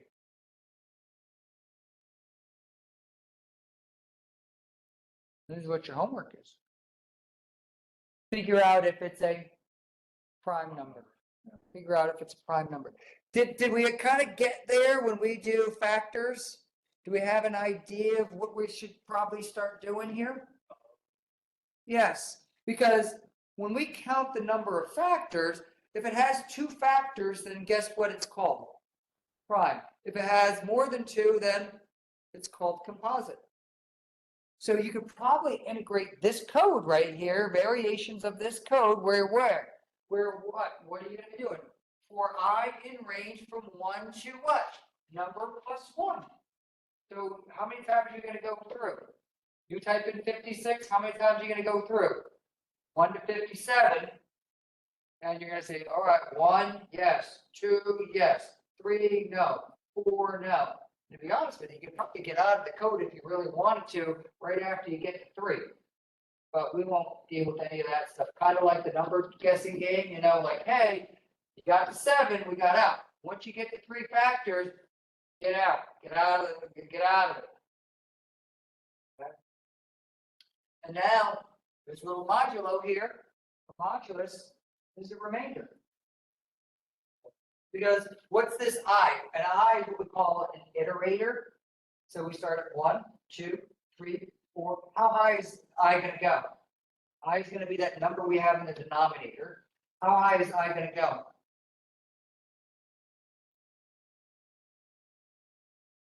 Just has to go to 9. 9? What if I type in a million? Oh, what's going to go up to? Oh. A million. Yes. 1,000,001.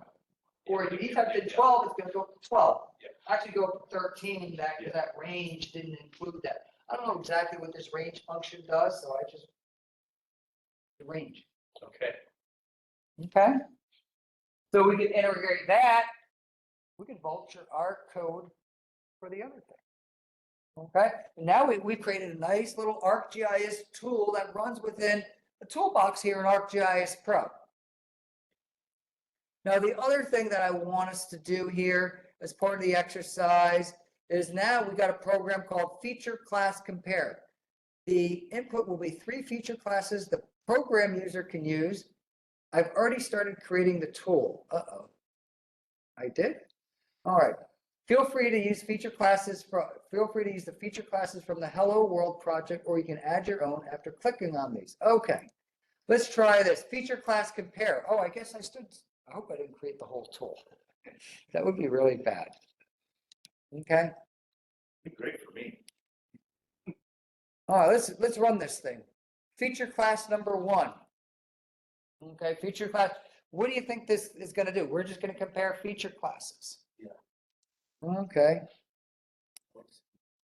Well, what do I have here? When I open it up, I got Hello World. Let me click NC counties,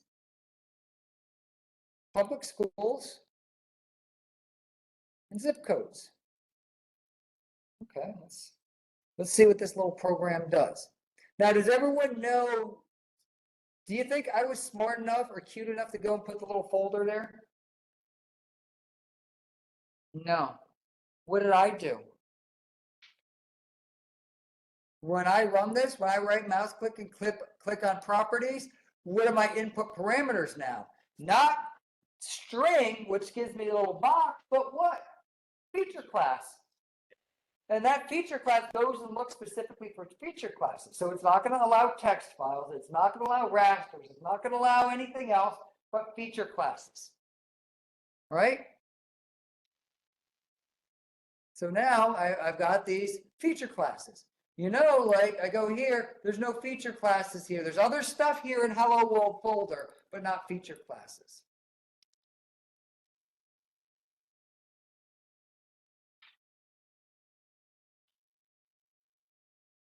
Let me get this real quick. It's my kid.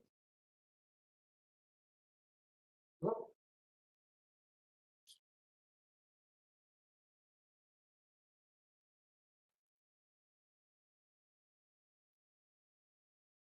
Yeah.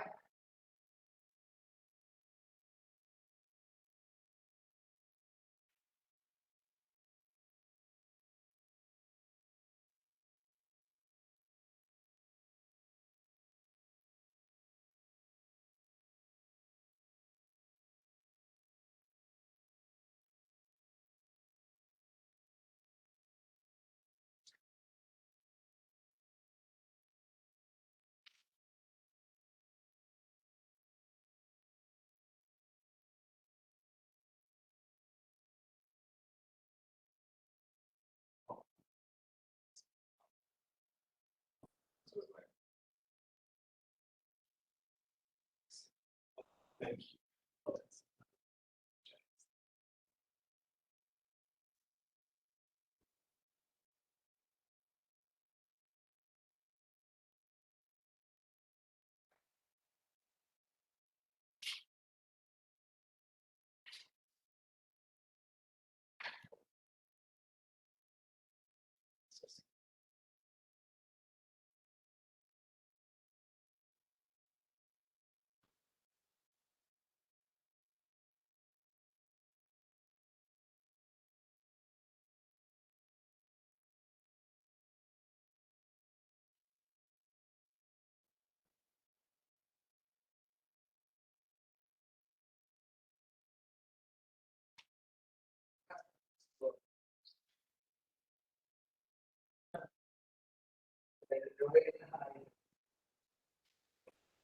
Car trouble.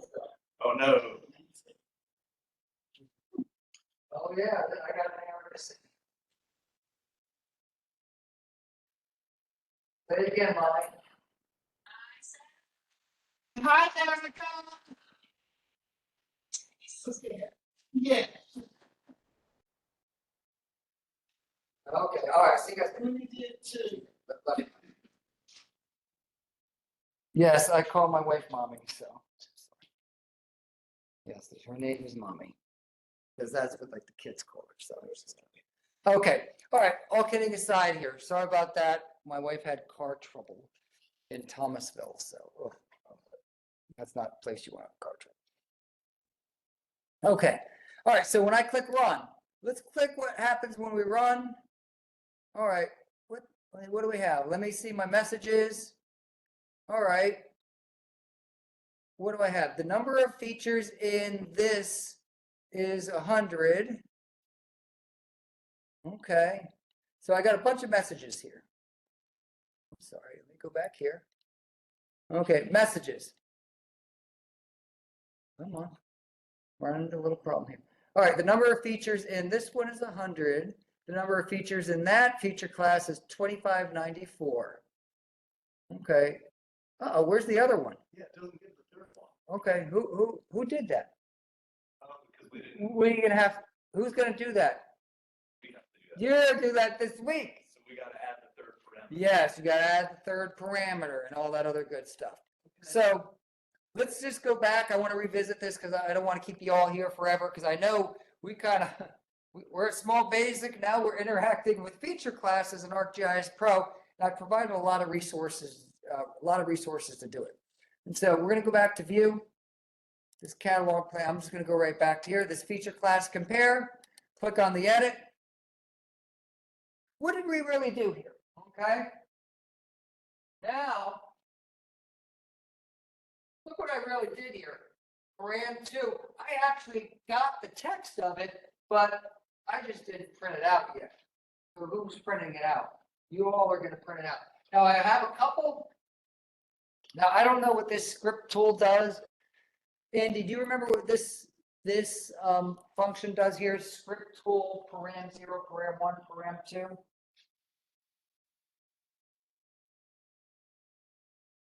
What's specified parameter in this? Okay. Really great. So assessing. Okay. the processing. I don't know. It looks good. Yeah. Okay. So input layer. I have a feature class called input layer equals arcpy get params as text, and then count features equals int. Anytime we have that int, what are we working with? Numbers.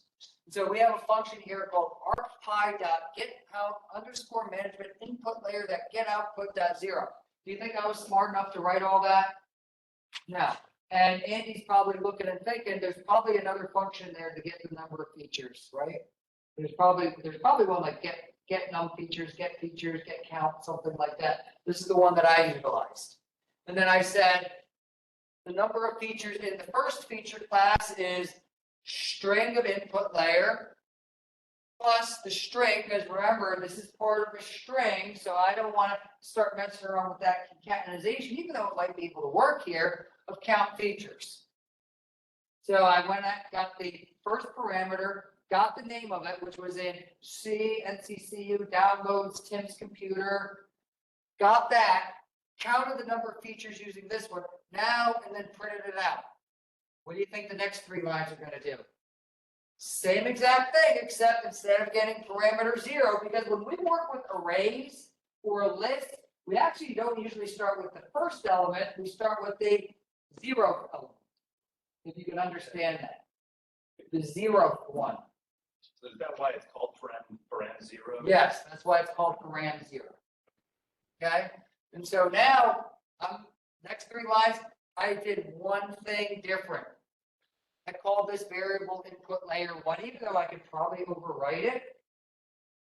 I could probably overwrite this. I don't want to overwrite count features 1. And I said arcparam, get the second parameter, get the number of features, and print it out. Now, what do you think you're going to do for homework? Same exact thing, but with param 2, which is really the third parameter. Okay, with param 2. And then after that, what are you going to do? What's the homework say? Yeah, I get into this stuff. Okay, what are you going to do? One Add the is two. first. What are you going to say, Greg? Sorry, I was just about to start don't reading off the apologize. paper, so you go right ahead. Add up all the feature classes. Or add up all the total number of features. Okay, that's easy to do. It's just 1 plus 1 plus 1. Print it out. Okay. Write the name of the number and the number of the feature class with the most number of features and the one with the least. So, hey, you got to say NCCU counties, whatever, has the most with 2594. This one has the least with 82. Okay. What kind of statement do you think you're going to use there? Probably just an if statement. Yeah. Greater than or equal to. Think about how you're going to do that. If param 0 is greater than param 1 and param 2. It's not, well, think about it. It's not going to be param. What is it going to be? Not param 0. You're on the right track, but what? Count features versus count features 1 versus count features 2, which align with the 0, the first, and the second. Okay. Because you're going to have to create a count features 2 Yeah. that takes in that third parameter for param 2. Okay. Gotcha. Okay. So you got a little work, still got a little work ahead of you Yeah. with some if statements. What are some easy ways? What are some things to do? To me, probably just off the top of my head, some things I might do is once I get the count features, I make it the highest number and the lowest number at the same time. Why? Because now at least I know they're the highest and the lowest. And then, hey, if count features 1 is less than the lowest, then that's the new lowest. If it's greater than the highest, then that's the new highest. Because you come in, you got to already have something to compare it to. Or before you start, say lowest, you don't want to say lowest equals 0, because guess what? There might not be anything 0. You know what I mean? Right. So which way? It's going to depend on which one. If I pick counties, it might be the one with 100. It might be the one with 2,000. It might be the one with 3,000. You're not going to know what the lowest and the highest are going to be until you run it. So that's why I would kind of advise against initializing your variables to be equal to 0. Maybe your lowest or your highest is equal to 0, but not your lowest. Because, if you say, well, lowest equals 100, you might be picking feature classes that have thousands. So that 100 is going to be the lowest. So I'm going to let you all kind of, struggle isn't the right word, but kind of think through how you're going to do these logically. Okay.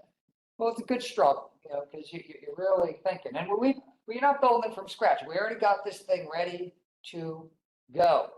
Yeah. Okay, so I did the hard part. And so when you go and make these new scripts, it already kind of builds a lot of the stuff. And like I said before, I haven't interacted with a lot of the input parameters. So, I bet you, Andy and Chima and Juan, some of us join us virtually here as well, who do this stuff on a regular basis, know a lot more of the nuances here to deal with this. But, do you think I'm writing out arcpi.getCount underscore management? No. This is just something that I found in the ArcGIS help that we all have access to in the help, in the modules. All right, I'll leave everyone with this here. Everyone excited? Start, make sure you save this stuff. Save. And then when you right mouse click, it'll open up to right where you came from. All right, so I'll see you all later. Yes. And are you going to give us a link to download this version of when we click edit? Yes. Because yours has a nice, yes. Like it has a line count. Mine doesn't even have a line. Yes, line count. Now, David asked a great question here. This Visual Code Studio, if I'm not mistaken, this is the Visual Code Studio, but if you go to the bottom,